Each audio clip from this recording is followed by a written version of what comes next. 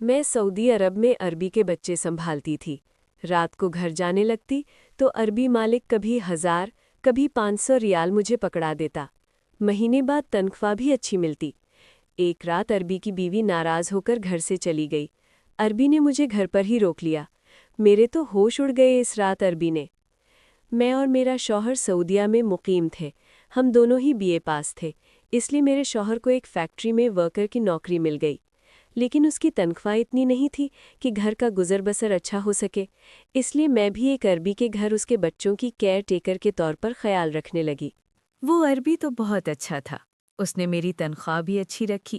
جب میں نے اپنے شوہر کو اس کی نوکری کے بارے میں بتایا تو بے حد خوش ہوا۔ کہنے لگا اگر ہم مل کر دونوں محنت کریں گے تو گھر کے خرچے کے علاوہ کچھ پیسے بھی جمع ہو جائیں گے۔ میں بھی دن بھر فارغ ہی ہوتی تھی، اس لیے گھر کے سارے کام صبح ہی نپٹا کر اس عربی کے گھر چلی جاتی۔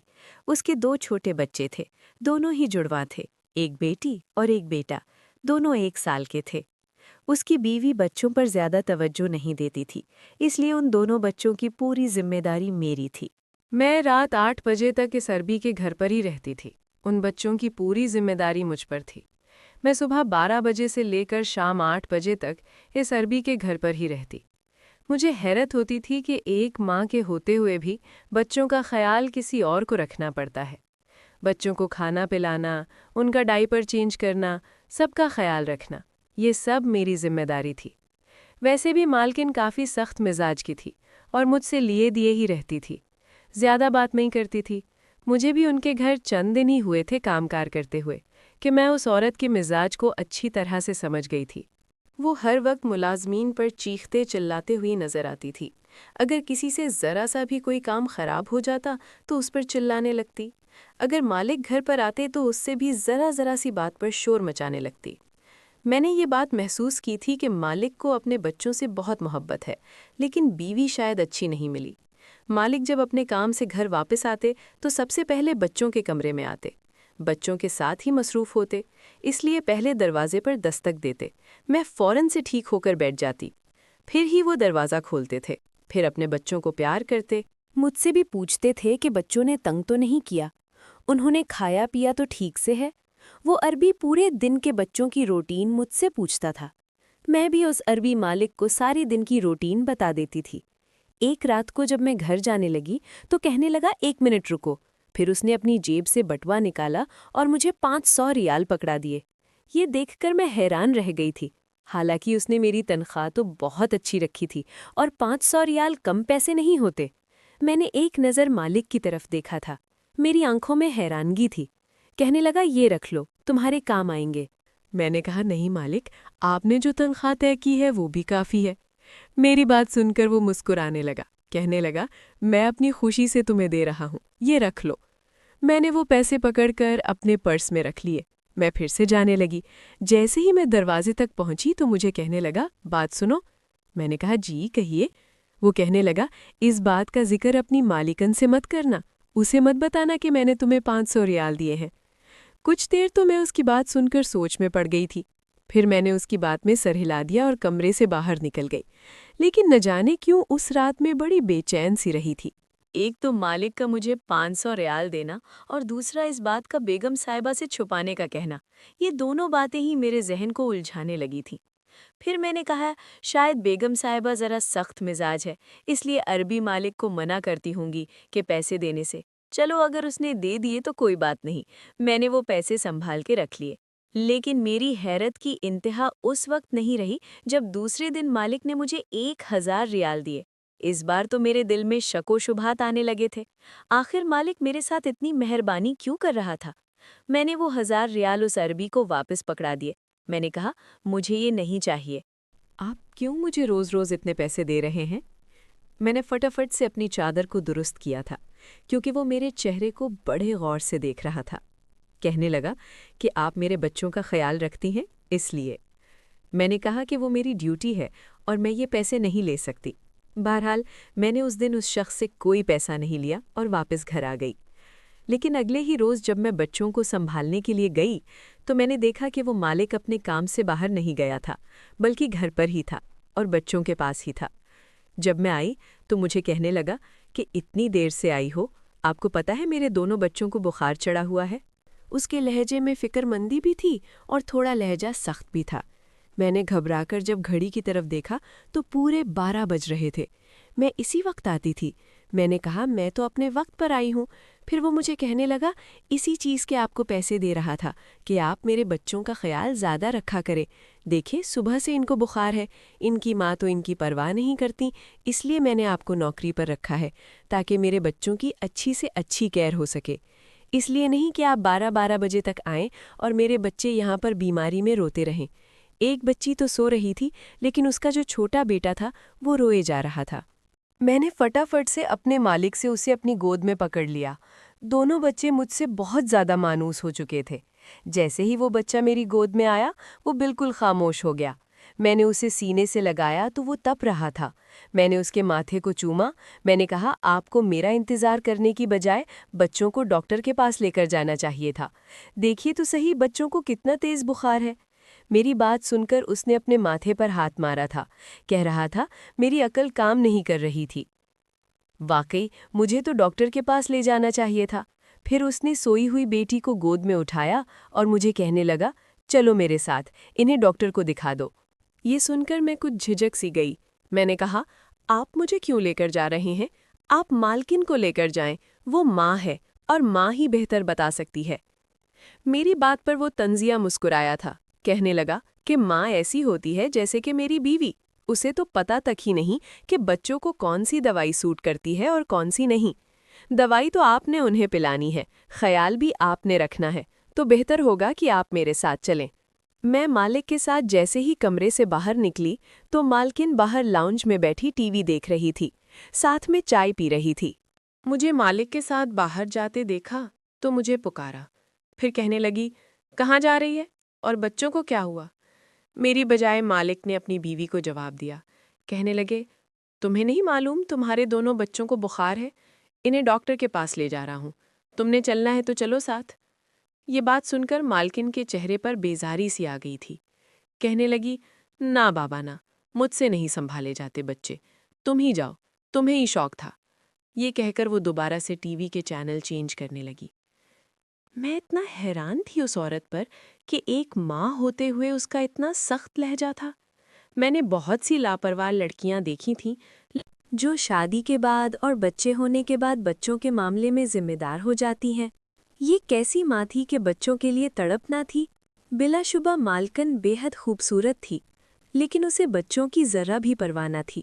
پچھلے 2 مہینوں سے میں ان کے بچے سنبھال رہی تھی اور میں نے دیکھا تھا کہ مالک کی بیوی ہمیشہ خود کو سنوارتی رہتی ہے، کبھی ملازمہ سے اپنے ناخن گول کرواتی رہتی، کبھی اپنے ہاتھوں پیروں پر لوشن لگواتی، ہر وقت بس اپنی ہی پرواہ کرتی۔ دونوں بچوں کو موسمی بخار تھا۔ پورا دن میں بچوں میں ہی الجھی ہوئی تھی، ایک کو دوا دیتی تو دوسرا رونے لگتا، دوسرے کو سنبھالتی تو پہلا کوئی نہ کوئی کمرے میں پڑی چیز خراب کر دیتا۔ بخار میں دونوں بچے چڑچڑے و ضدی ہو گئے تھے، ورنہ تو میری بات مان لیتے، لیکن آج تو جیسے تنگ ہی کیے جا رہے تھے۔ میں رات تک بالکل تھک چکی تھی۔ جیسے ہی مالک آئے تو میں نے جانے کی اجازت مانگی۔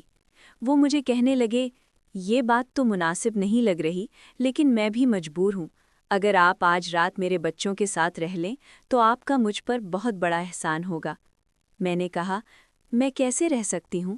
میرا شوہر 9 بجے واپس آ جاتا ہے اور مجھے کھانا دینا ہوتا ہے۔ یہ سن کر میں نے دیکھا کہ مالک کے چہرے پر عجیب سے تاثرات رونما ہوئے تھے۔ کہنے لگے آپ کیا شادی شدہ ہیں؟ میں نے کہا ہاں۔ میرا جواب سن کر مالک کا چہرہ بجھ سا گیا تھا، پھر ایک دم ہی انہوں نے اپنے چہرے کا رخ بدل لیا۔ کہنے لگے کہ آپ اپنے شوہر سے کہہ دیں کہ ایک رات کے لیے آپ یہیں رہیں گی، کیونکہ مجھے بچوں کے سنبھالنے کا اتنا آئیڈیا نہیں، رات بھر میں کیسے انہیں سنبھال سکتا ہوں، پھر آپ ان کی میڈیسن کے بارے میں اچھی طرح سے جانتی ہیں۔ میں نے کہا ٹھیک ہے، میں اپنے شوہر سے پوچھ لیتی ہوں۔ میں نے موبائل نکالا اور اپنے میاں سے کہا تو وہ کہنے لگے کہ ٹھیک ہے، تم آج رات رک جاؤ، میں کھانے پینے کا خود مینج کر لوں گا۔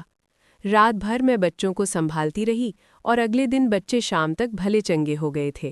پھر میں جب واپس جانے لگی تو مالک نے مجھے 5000 ریال پکڑانا چاہے۔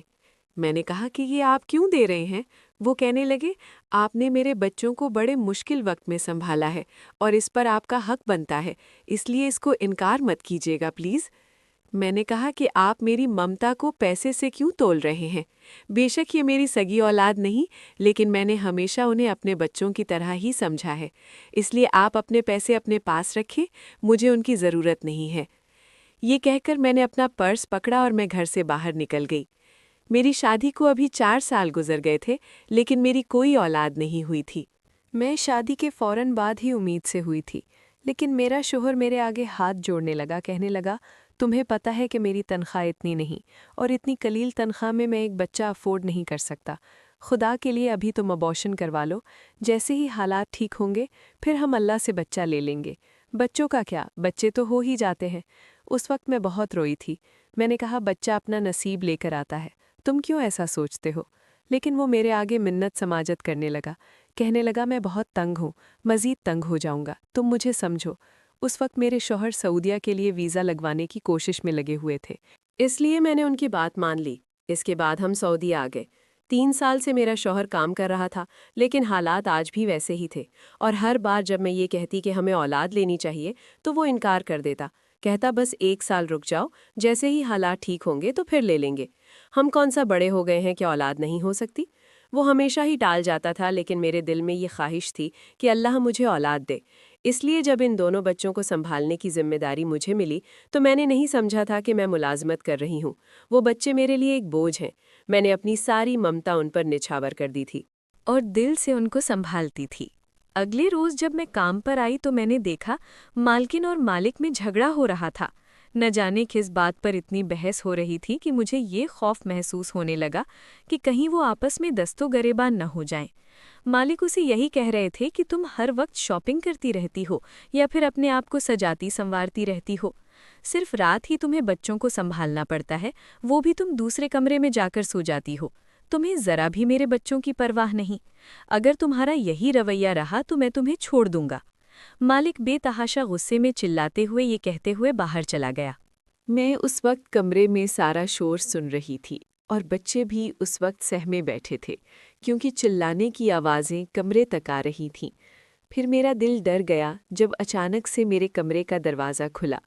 بڑے ہی غضبناک انداز سے مالکن کمرے میں آئی، کہنے لگی، چلو بی بی چھٹی ہے تمہاری، یہاں سے نکلو۔ یہ کہہ کر اس نے مجھے چٹکی بجا کر باہر جانے کے لیے کہا تھا۔ میں خاموشی سے باہر نکل گئی، کیونکہ میں جانتی تھی کہ وہ عورت بہت غصے میں ہے، اس لیے کچھ نہیں سنے گی۔ میں نے اپنا پرس اٹھایا اور اپنے گھر چلی گئی۔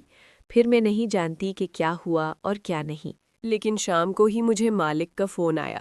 وہ مجھ سے کہنے لگے کہ فوراً سے گھر پہنچو، مجھے آپ سے بہت ضروری کام ہے۔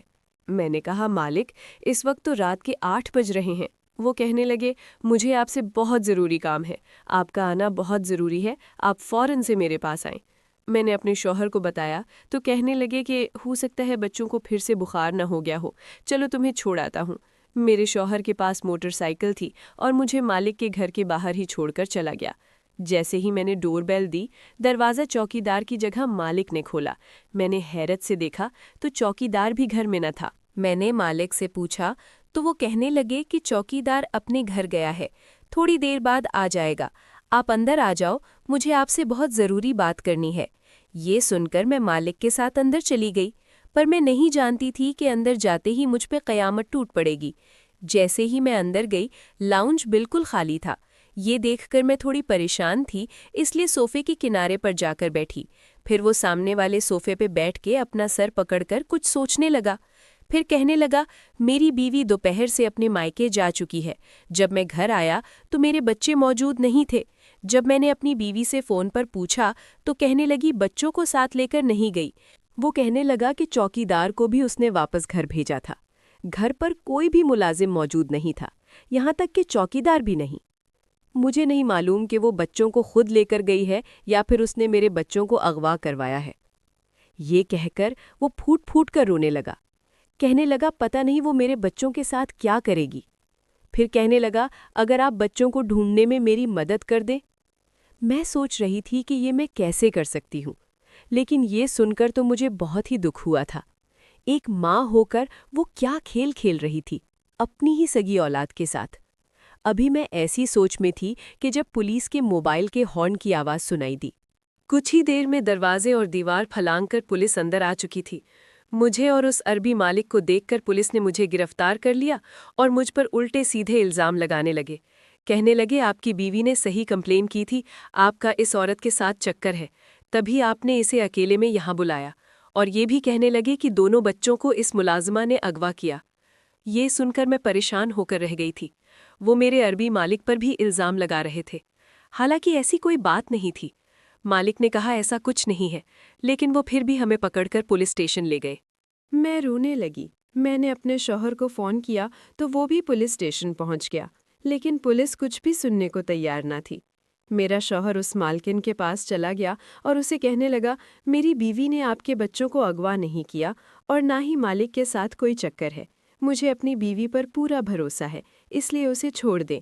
وہ کہنے لگی کہ میں ایک ہی شرط پر کیس واپس لوں گی کہ تم اپنی بیوی کو لے کر پاکستان واپس چلے جاؤ، کیونکہ میرا شوہر مجھے یہ صاف کہہ چکا تھا کہ وہ مجھے طلاق دے کر تمہاری بیوی سے شادی کر لے گا، کیونکہ وہ میرے بچوں کا زیادہ اچھا خیال رکھتی ہے۔ یہ سننا تھا کہ میرا شوہر بھی دنگ رہ گیا۔ میں نہیں جانتی تھی کہ مالک نے ایسا کیوں کہا، لیکن میرا دل یہ سن کر بہت مغموم سا ہو گیا تھا۔ میں تو ان کا بھلا کر رہی تھی۔ مالکن نے اپنا کیس واپس لے لیا اور میں اپنے شوہر کے ساتھ پاکستان واپس آ گئی۔ اب بھی مجھے وہ بچے بہت یاد آتے ہیں۔ جب ماں باپ یوں لڑتے رہیں تو ان کے بچوں کی کیا تربیت ہو سکتی ہے؟ کسی نے سچ ہی کہا ہے، جو ہوتا ہے اچھے کے لیے ہوتا ہے۔ شاید اسی میں میری بھلائی تھی۔